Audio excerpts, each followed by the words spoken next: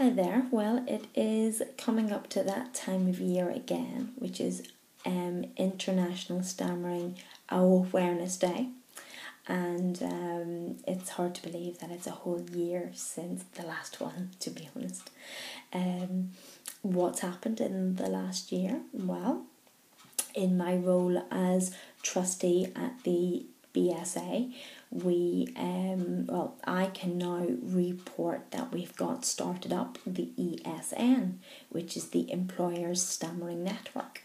So if you want to know anything else, go along to the BSA website, which is www.stammering.org, and follow any links for the ESN, which would be great. But for me personally, in the last year, there's been quite a few changes. Quite a few changes in relation to not just me and everything else, but my speech. And what I'm finding now is the fact that I can go for very long periods of controlled speech, like I'm kind of doing now, where I will not necessarily stammer very much at all.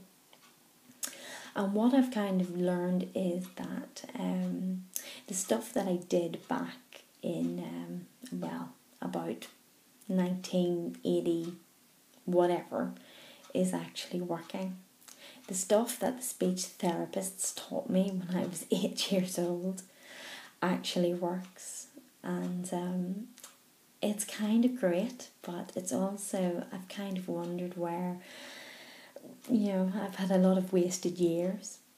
However, what I have learned is when I'm doing things like this, I know it's not natural. It's controlled, and I am speaking very fluently now, but that's because I'm concentrating very, very much on taking my time, speaking quite slowly, and believe me, this is slowly for Mandy Taylor. Because normally I would speak very fast, as anybody that has spoken to anyone in Ireland knows that we normally speak 20 miles to the dozen. But yes, when I'm very controlled, I can speak really, really fluently, which is been quite an amazing feat. However, what I have also found is that it's not necessarily the natural Mandy. The natural Mandy does talk me very fast when I'm out with my friends, and when I'm at work or I'm on the telephone. I speak really quickly, and that's when I stammer. And that's the natural me. So I guess the next year ahead for me will be a bit of experimental stuff. Trying to work out how I can merge the two. How I can be this controlled girl who can talk really quite well, and how I can also be Mandy and speak at my normal speed, but not necessarily at my normal speed, but because maybe that does need to slow down. But I think for me now, I have found that I can do this, and it's quite amazing that I can go out there and I can speak to people. I can hold a microphone in front of my face, and I can speak very, very well. And that has been such an amazing thing.